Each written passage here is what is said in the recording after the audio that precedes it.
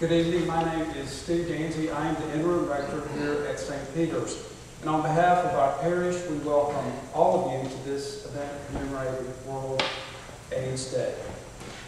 I don't think I'm speaking out of turn when I tell you that what you will hear tonight in word and in song is not so much a performance as it is a way of helping you to meditate upon what the meaning of this day is.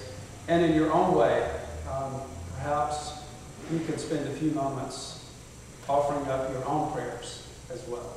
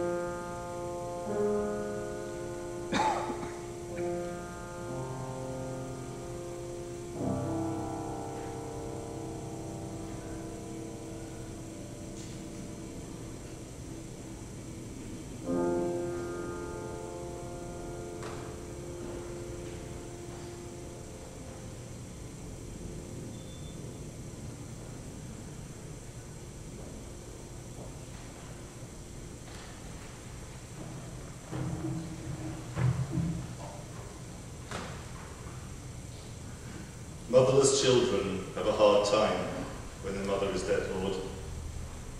Motherless children have a hard time when their mother is dead, Lord.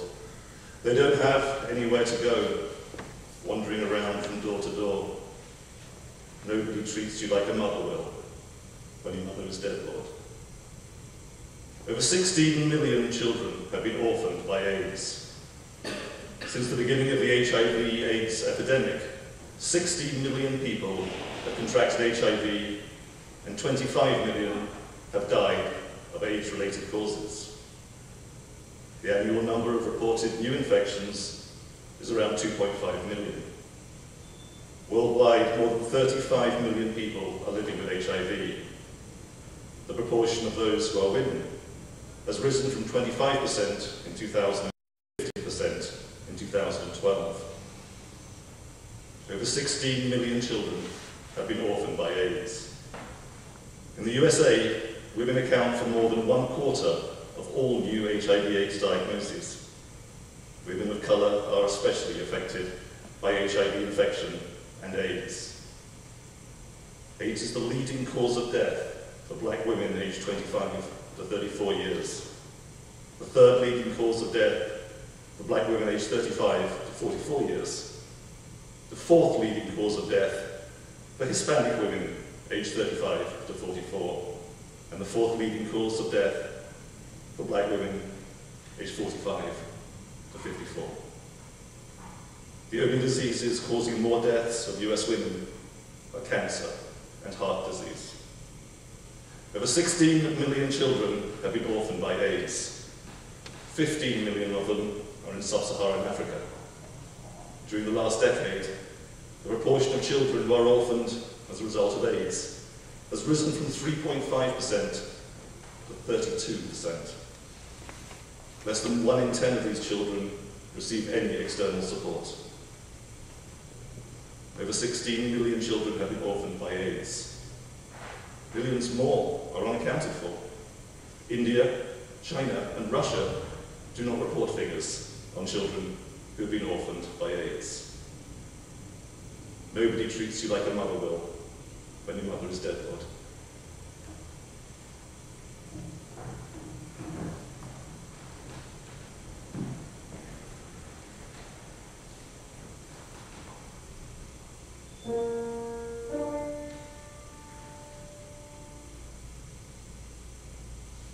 Sometimes I feel like a motherless child. Sometimes I feel like a motherless child. Sometimes I feel like a motherless child. A long way from home. A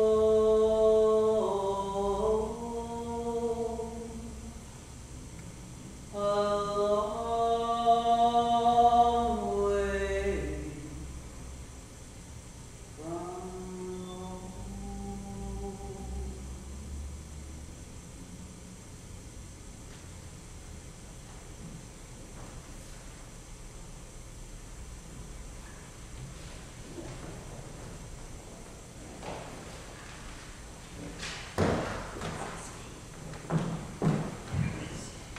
from home. When I think about how far my children are and how they grow up, I cried each night wanting to be there. Oh, how I miss them. I can't remember their first words or how they felt when they took their first step. Oh, that hurts so much. I'm a long way from home. What do they look like? Or is they taller than me? I miss my children. Did they cry out for me at night? Or I wasn't there to hold them and tell them it's okay, I'm here. I gave life and it was taken away from me now. Now sometimes I feel like I'm almost dying.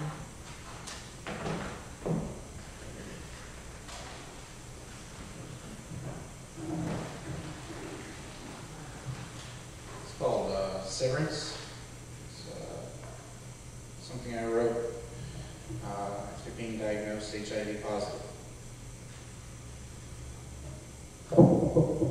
Severance.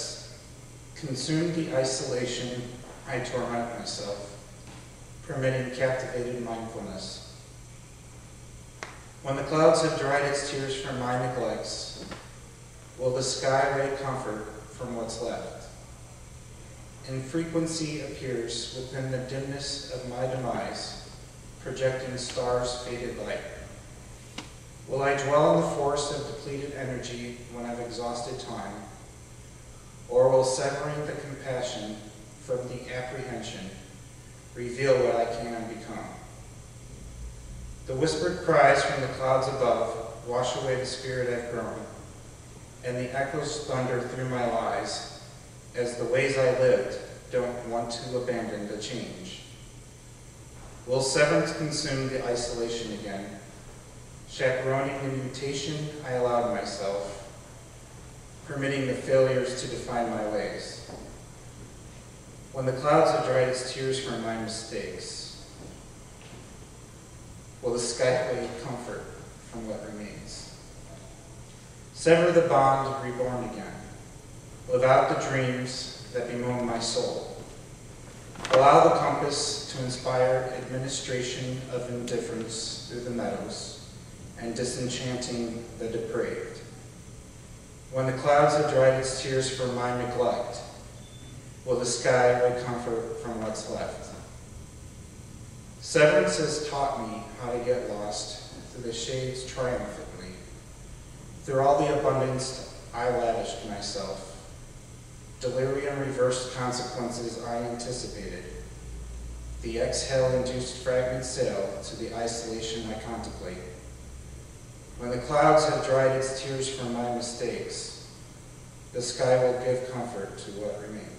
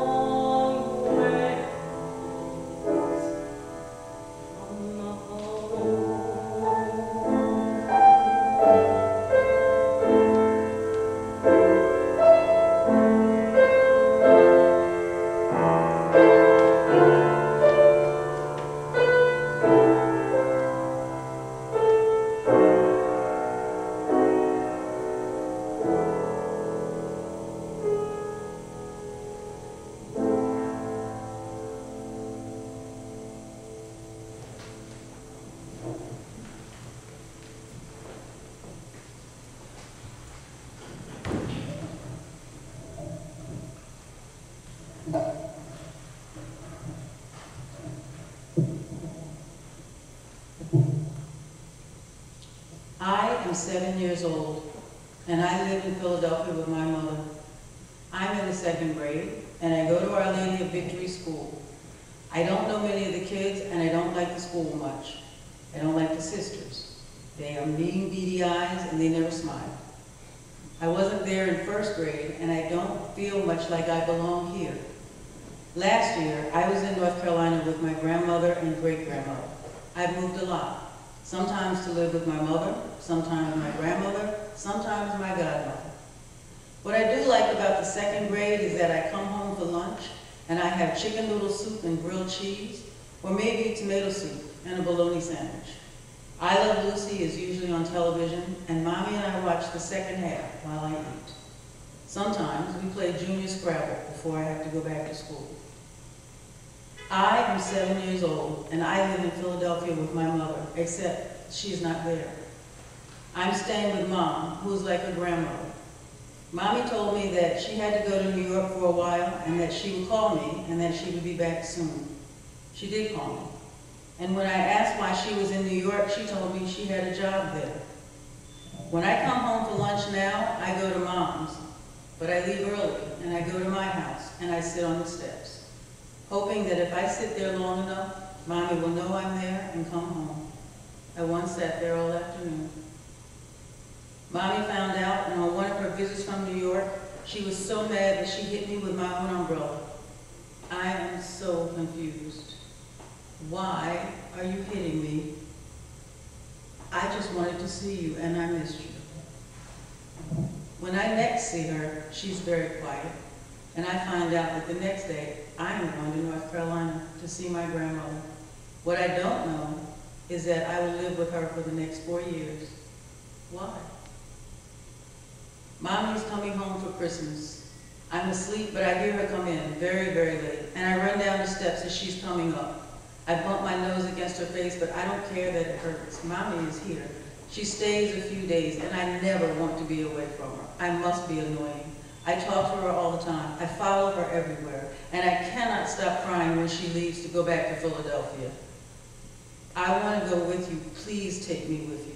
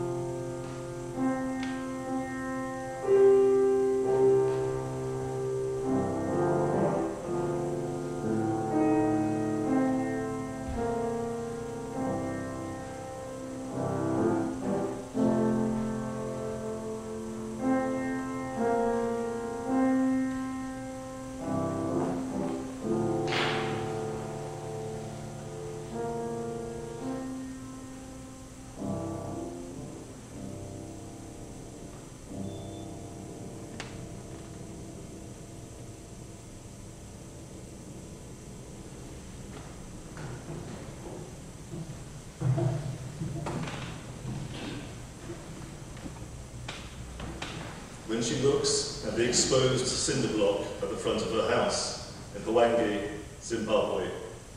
Alice Sibenda usually thinks of her parents. Her father barely had a chance to finish the frame before he died of AIDS several years ago. So the front of the house remains largely as he left it, unpainted, half exposed. When Alice's mother passed away shortly thereafter, also from AIDS, she left her children with those four walls, some utility vouchers, and little else. I'm the firstborn at 19 years old, looking after my four young ones, Alice says of her siblings. Food, clothes, school fees, those are a problem. In Hwange, a town on the outskirts of a national park, where tourists enjoy game walks and four-star lodging, Alice's basic survival problem doesn't seem to have much of a solution. No matter how many times Alice has applied for social services from the local authorities, the answer most days is no. There is no food, there is no money, there is no orphanage to help her care for her younger siblings. I have no one to help me, she says. I am alone. That's why the cinder block house on the outskirts of town is full most days. In one room are Alice and most of her siblings, who dropped out of school several years ago because they couldn't afford the fees. Occupying nearly every inch of the rest of the house are strangers, tenants whose monthly payments keep the electric and water flowing. According to the provincial social services officer in Hwange, the government can only do so much. I think what will happen to such a family is sexual abuse or prostitution, he said, and at the end of the day, HIV infection. John Johnson was 19 when his mother died beside him in Washington, DC. By any standards, she was a sick woman. HIV, diabetes, gout, congestive heart failure.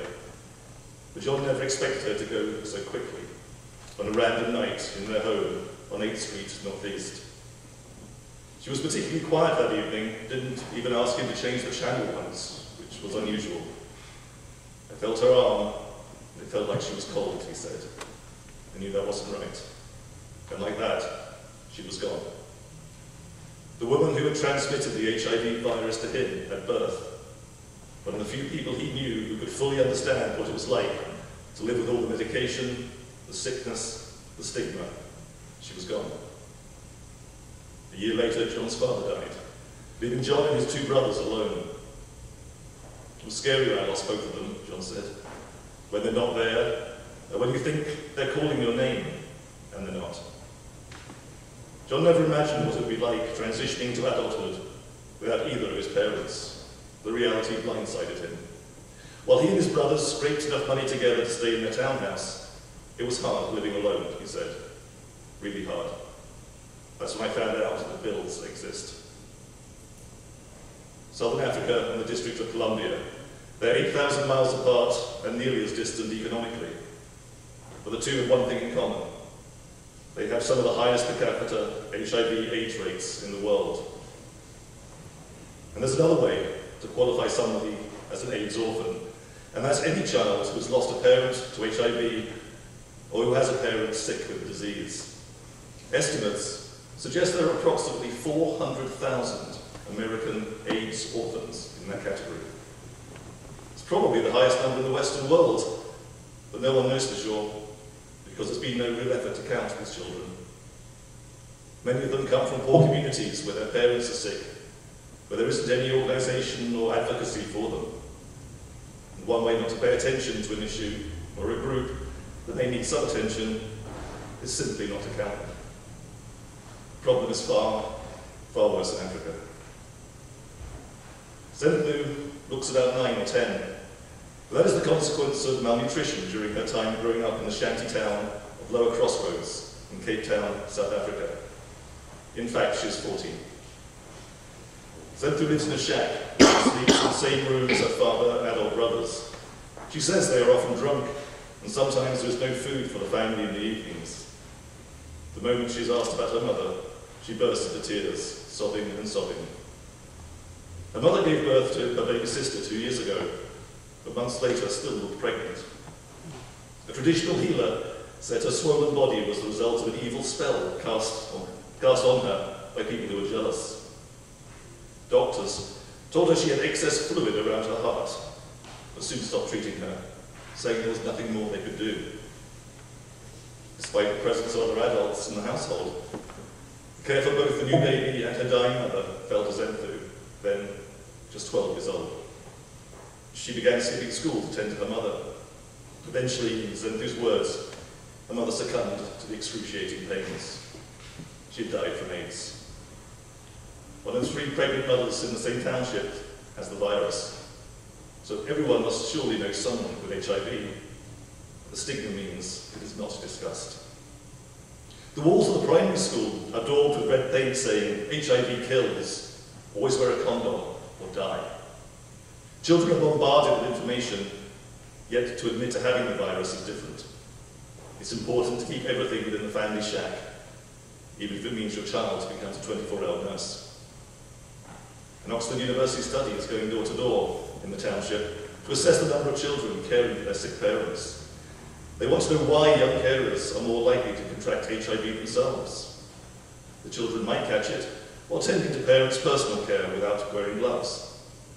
Or perhaps, once they've been orphaned, they are more likely to develop relationships with older men who can give them clothes and mobile phone time, but whose age makes them more likely to have HIV. Or that, without their parents' protection, they might be more vulnerable to rape.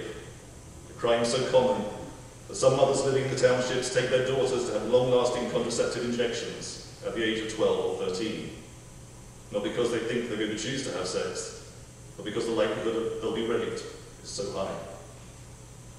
Their mothers can't protect them from HIV, but they can stop them getting pregnant. Nobody treats you like a mother will when your mother is dead.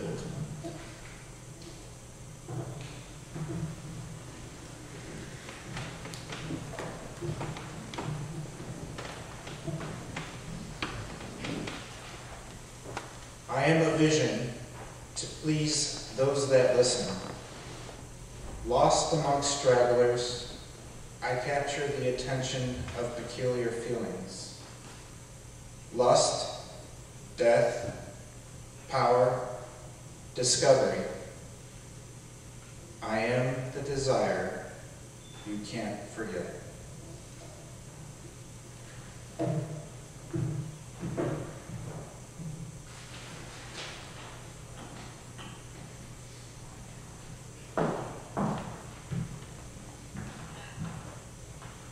When I think about how I left everything, sometimes I feel like I'm almost dying from the loneliness of my family. Why? Why I left and came to this place where I didn't know anyone? Oh God, I'm a long way from home. I cry like a child who misses her mother. I pray so hard to see the face of my kids. Oh, how I feel like I'm almost dying. Oh Lord, help me.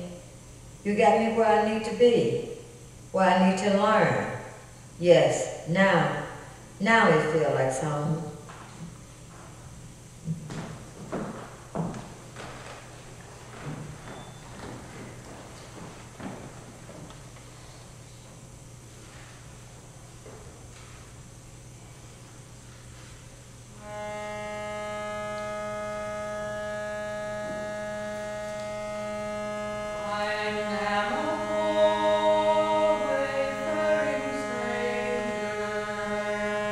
I'm traveling through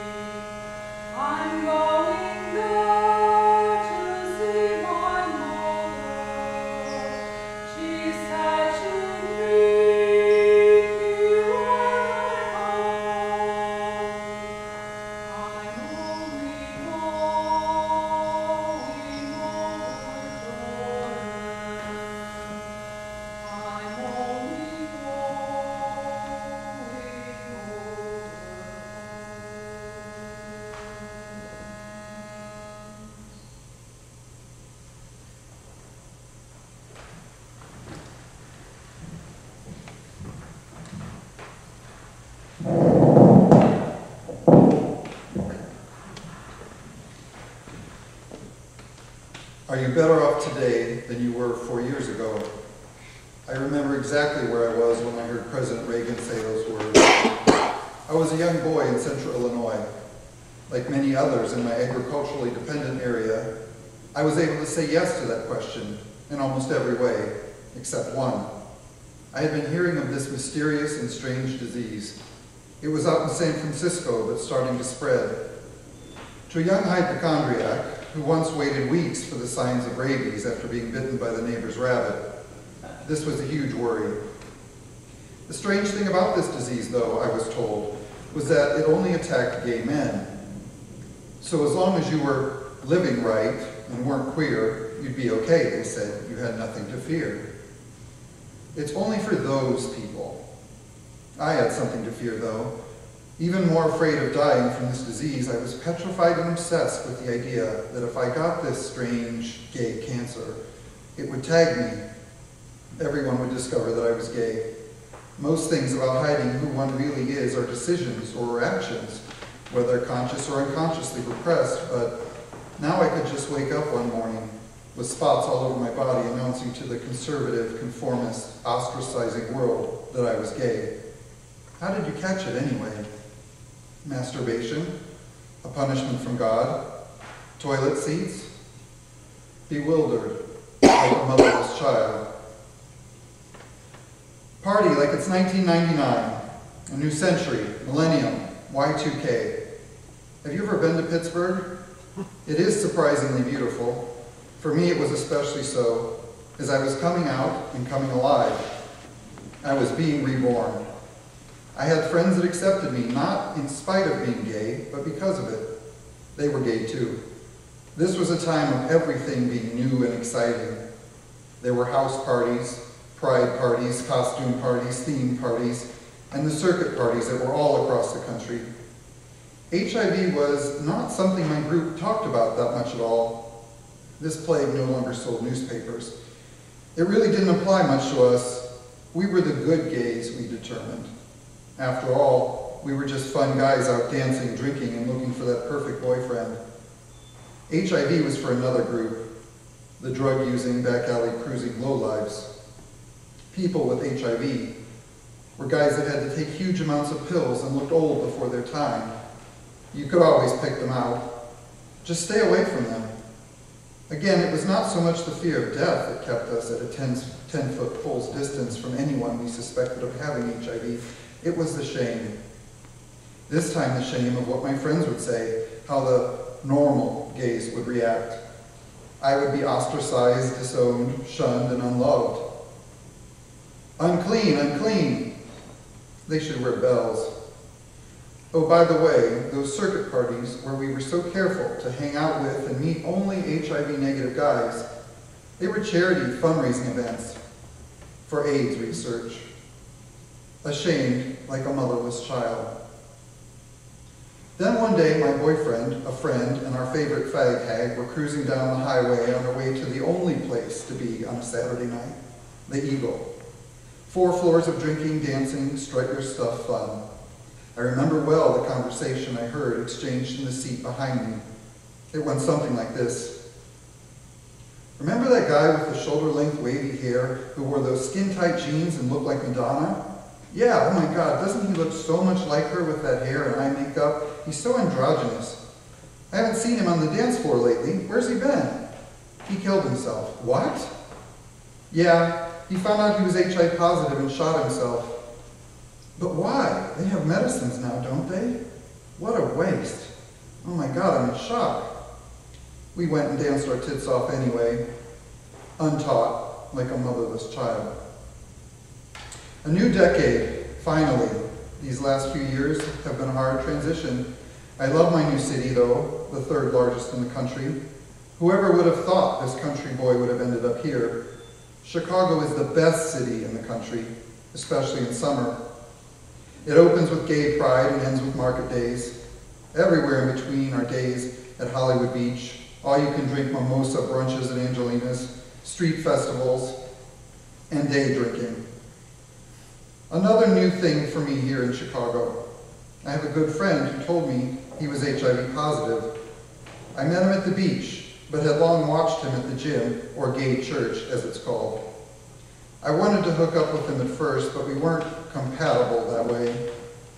He's gorgeous, well-built, and has a great butt, and he's healthy as a horse. Cute accent, too. I'm a sucker for Latinos. Yes, maybe I still melt when I see him. So what? Don't we all just want to love and really live? Hungry like a motherless child. I work in a psychiatric hospital. A while back I was on the GLBT unit, leading a group on gratitude. Practicing gratitude is often a great help for depression. One by one, the patients would announce to their fellow group members the things in their life for which they were most grateful. Family, friends, good health, treatment, not killing themselves. One patient's answer struck me for a long time, though. He said, "The thing I am most grateful for is my HIV, because it has taught me how to live in the present moment and to take things a little less for granted. Being HIV positive has made me a stronger and more grateful person." Each time that guy was in group, he helped the other group members put their own lives in perspective. He was an inspiration to the group and to me. I used to think that if I ever contracted HIV, it would be the most shameful thing. Well, now I've been taught by many wonderful people how instead I should be ashamed of all the trivial things with which I concern and worry myself, and with which I will undoubtedly continue to worry myself. But how grateful can you be when you feel like a motherless child? At any hospital, universal precautions are used with each patient. The opportunities for coming into contact with blood-borne pathogens and antibiotic-resistant bacteria are everywhere.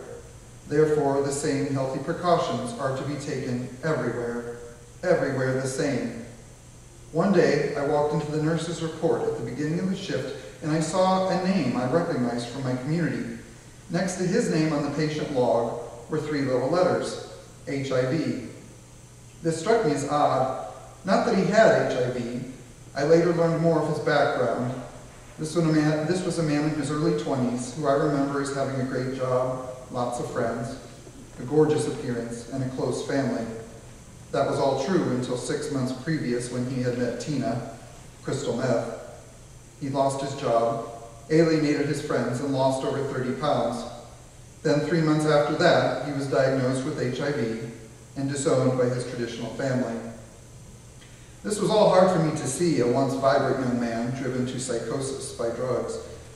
But sitting in that nurse's report, what really started to anger me was the fact that HIV was written beside his name and psychiatric diagnosis on this piece of paper. He seemed singled out.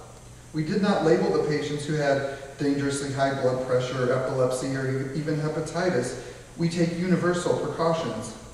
HIV is, after all, a disease with which people live and struggle and grow. It's not a label or a bell to announce to everyone, unclean, unclean. I promptly brought this to my supervisor's attention, and that label was removed, leaving only the relevant psychiatric diagnosis. Angry, like a motherless child. I often think of ways that I can help my patients. Then I see patients who are living each day with what was once a death sentence, helping and consoling patients who are depressed because of failing grades in college or a cheating spouse. I see how they have helped, continue to help me with my journey from ignorance to admiration, fear into optimism, rejection into acceptance, The journey to the place where I realize we all are one. If one of us hurts, we all hurt. If one of us is accepted and comforted, we all are accepted and comforted. Well, Mr. Reagan, am I better off now than I was all those years ago? Are we as a world, as the human family, better off? I do know one thing for sure, that wrapped in each other's arms, we are none of us a motherless child.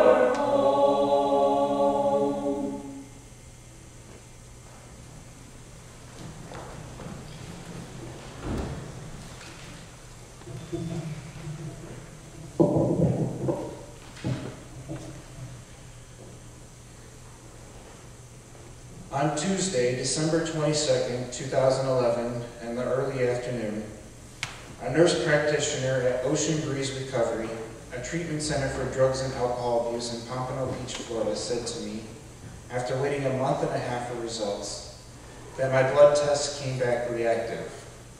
What does this mean, I asked. She turned her back to me and said, "You're HIV positive, I think." Confusion consumed me. What does this mean? The nurse practitioner said, "I'm not an expert, so you'll need to talk to someone else who is." My world stood still. The medical staff at the treatment center requested that I don't tell anyone because it could cause them to relapse. Then they asked me to leave because they didn't want to treat me for HIV or educate me. Funny how I gave up my home, my family, and my job to get sober, only to discover I'm dealing with more than I thought. This felt like the end of life, and this was the end of me as I knew it. I slipped deeper into depression as I began my walk on my new reality. but I didn't give up as much as I wanted to. I endured sleepless nights of anxiety. I went homeless twice, and I was diagnosed bipolar. It seemed like life's hurdles were getting too big to jump until I discovered Alexian Brothers Bonaventure House in Chicago on a random Google search while in Florida. That's when hope lingered back to me, and I used my last $60 for a one-way bus ticket to Chicago. I did what Bonaventure House suggested, spent 102 days at Haymarket's mental illness and substance abuse program, and finally was accepted to live there this past June. Today, my family is in my life, I have a job, and my doctor weaned me off all psychiatric medications. Today, I have hope and faith. Today, despite the hurdles, I'm over a year sober from drugs and alcohol.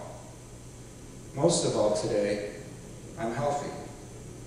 Today, I can inspire others never to give up.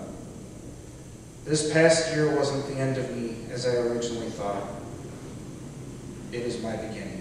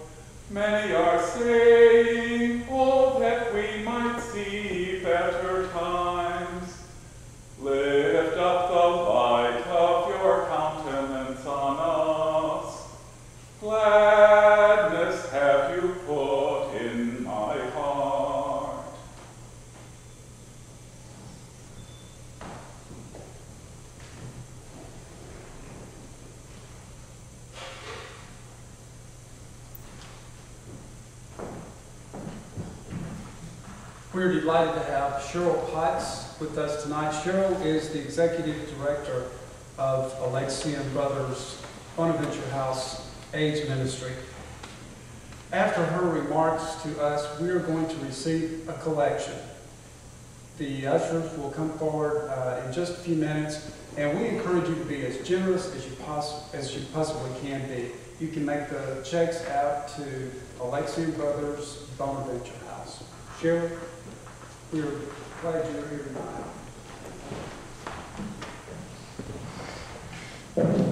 Hello. As Steve said, my name is Cheryl Potts, and I'm the Executive Director of Alexian Brothers AIDS Ministry, which includes Bonaventure House, the Harbor in Waukegan, and Bettendorf Place on the South Side.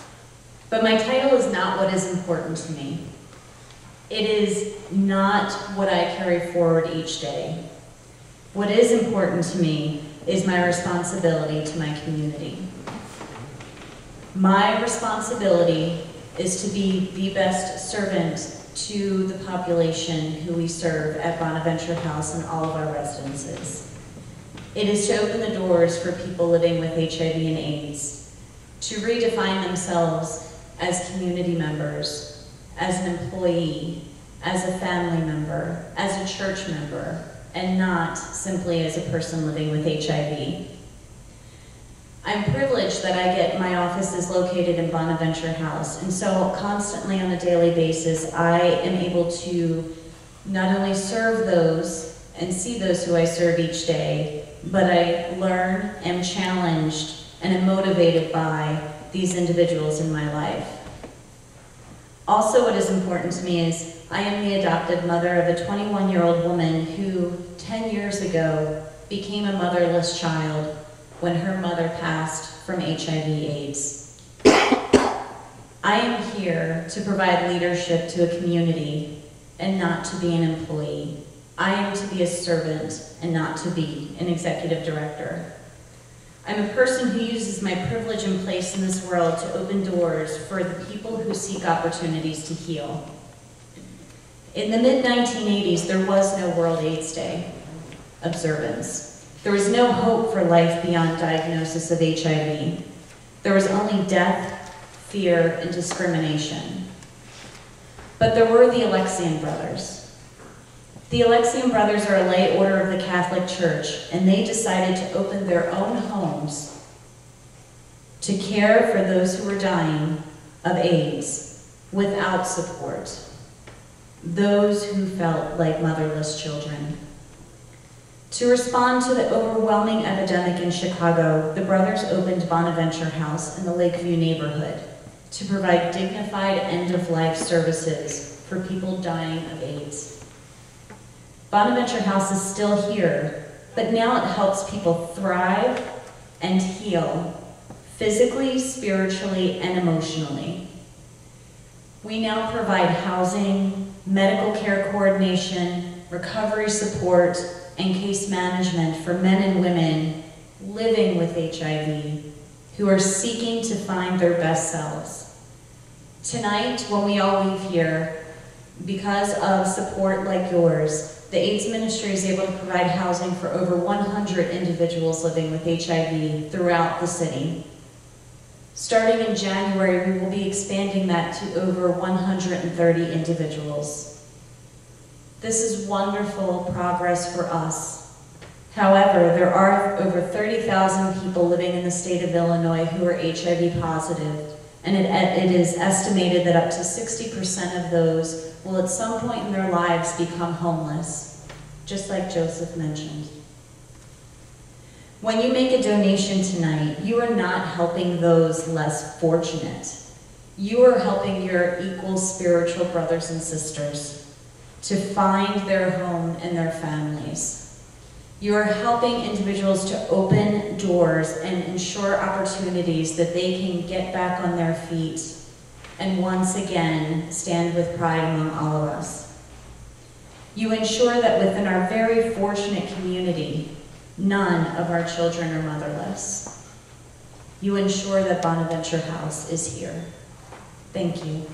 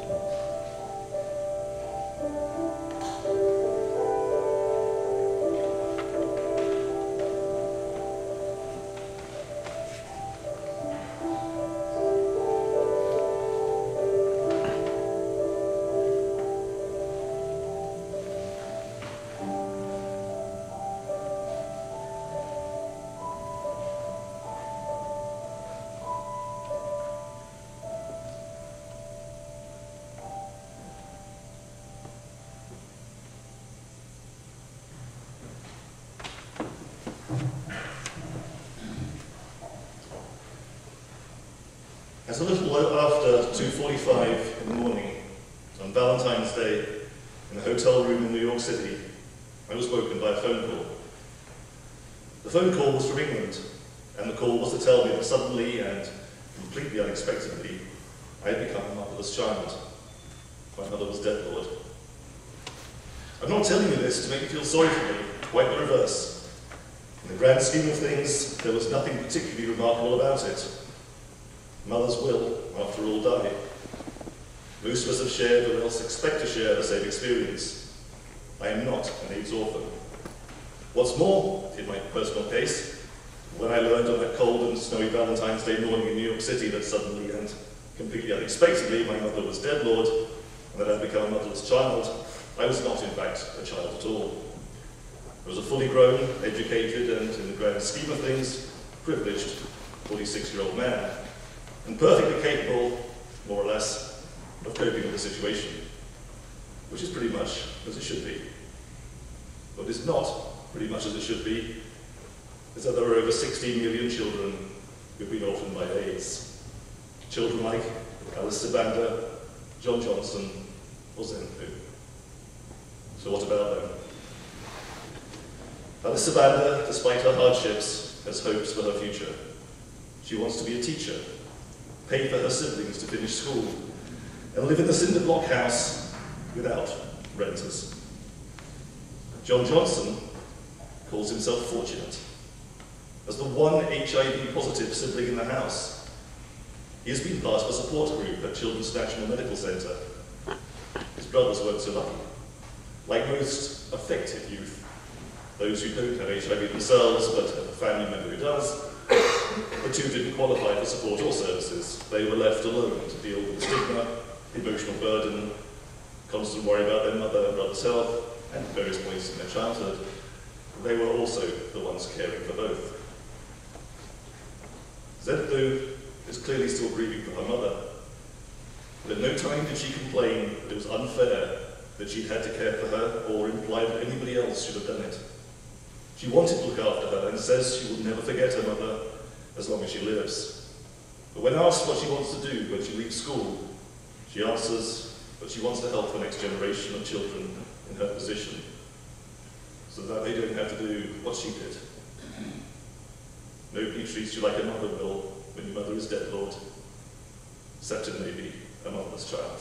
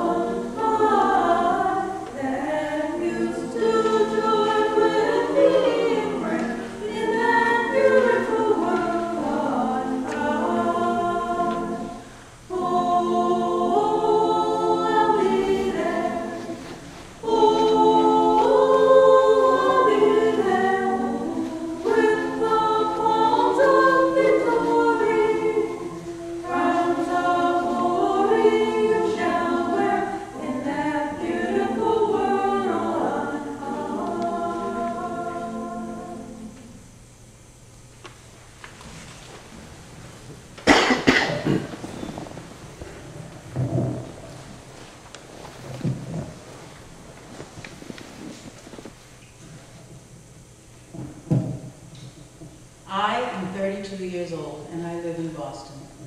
My grandmother and I are driving to the Outer Banks of North Carolina on vacation. We talk about stuff. Family gossip, why I moved to Boston instead of Atlanta, my grandmother's imagined promised land, and the rambling instant things that come up on long car trips. And I told her about sitting on the steps of the house when I was 7. Honey, she wasn't in New York. She was probably looking at you through the front window. Don't you remember? That was the year she had David. When I was 8, Mommy brought a baby home to the house where I lived with her in Philadelphia in the summertime. She told me his name was David and that he was my brother. He was about a year old. He had a crib, and over it was a crucifix with a scroll in the back where she had written his name, date of birth, weight, and age. I was excited and happy, and I loved him instantly. I had a brother. But David wouldn't be with us long, just a few weekends that summer. When I asked where he was, Mommy told me that he was with his father, and that's where he was going to live. It would be better for David, for everybody. Why did I live with Mom? She kept you after school. Yes, but I also lived there for a while, and I lived with Hattie. Why?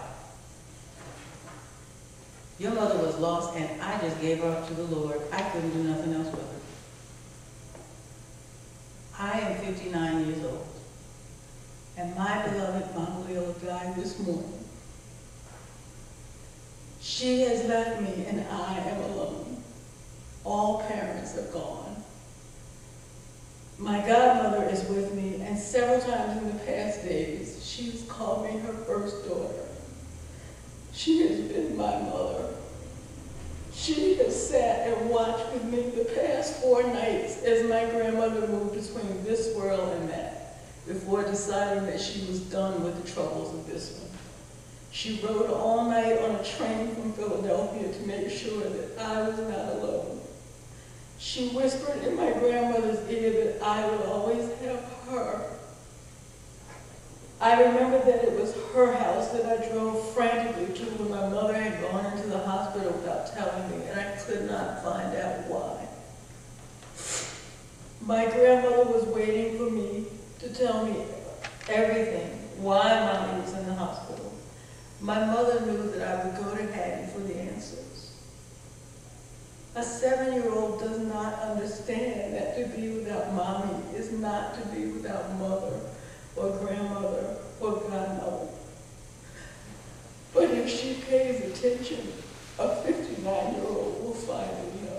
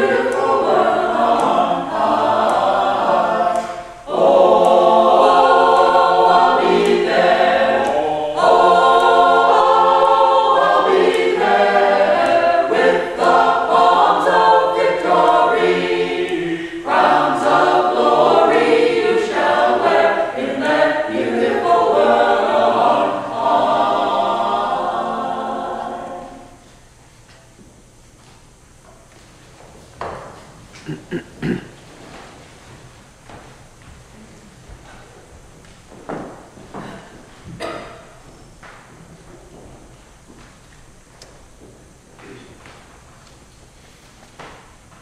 I get to heaven, it's a place where mother's at. I feel her, but I cannot see her. She's calling out my name, but I can't call back to her. They telling me, you'll see her soon. I have to do this journey on my own right now. She will be there. I walk in a field of light and came upon the ocean, and there my mother sit beside me, laughing, and how beautiful it was.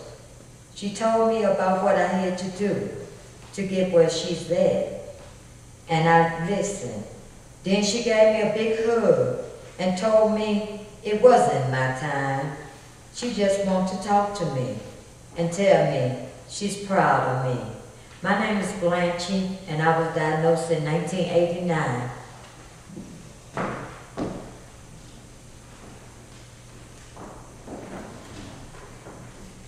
My name is John, and I'm the artist in residence here at St. Peter's. I coordinated this performance, but everybody did their own thing. Everybody wrote their own words and prepared their own music. As you can see, they put a great deal of effort into it. Could we show them a little appreciation?